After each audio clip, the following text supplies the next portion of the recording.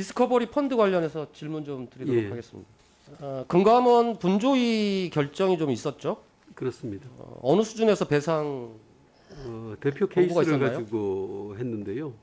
디스커버리 관련해 가지고는 글로벌 펀드에서 평균 그 대표 케이스에 대해서는 68% 배상을 하라고 권고를 했고요.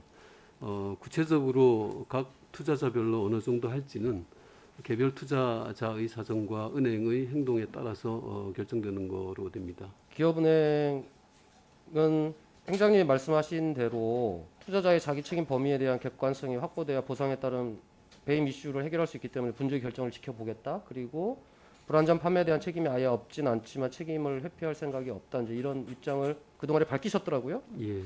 그런데 이 디스커버리 펀드와 관련돼서 한국투자증권의 경우에 지금 100% 그러니까 금감원 분조위의 결정 권고사항이 있었음에도 불구하고 디스커버리 펀드와 관련된 피해 투자자들에게 100% 보상 결정을 다 했단 말이죠. 그런데 기업은행에서는 NH투자증권이나 한국투자증권과 다르게 100% 보상을 한다는 입장을 지금 못 갖고 있는 이유가 배임 이슈 때문에 그렇습니까?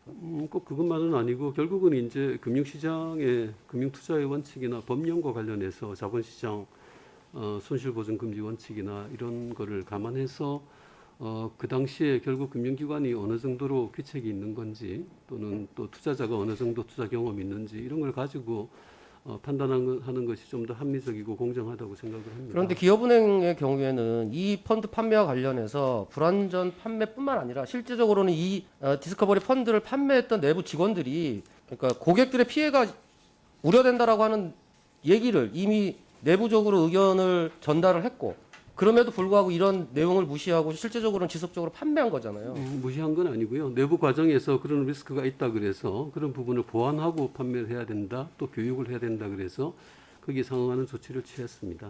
NH투자증권이나 한국투자증권의 경우에는 무엇보다도 가장 우선해야 될 게 소비자들의 피해 보상 아니겠습니까?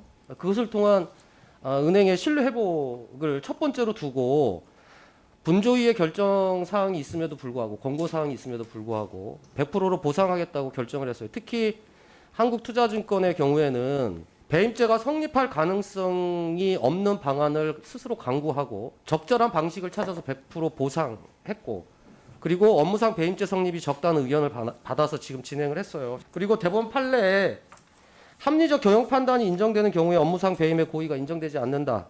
이렇게 판례까지 들어가면서 본인들이 내부적 판단을 했다고 저희 의원실로 의견을 가져왔습니다. 민간 금융 쪽에서도 이렇게 피해자, 소비자 피해 보상에 적극적으로 나서고 있는데 정부의 60% 지분을 갖고 있는 금융 공공기관이 피해자 구제에 이렇게 소극적으로 나서는 것은 제가 생각하기에 좀 문제가 있다고 봐서 적극적으로 이 문제에 대해서 좀 검토를 다시 하시기를 바라겠다는 말씀 드리고요.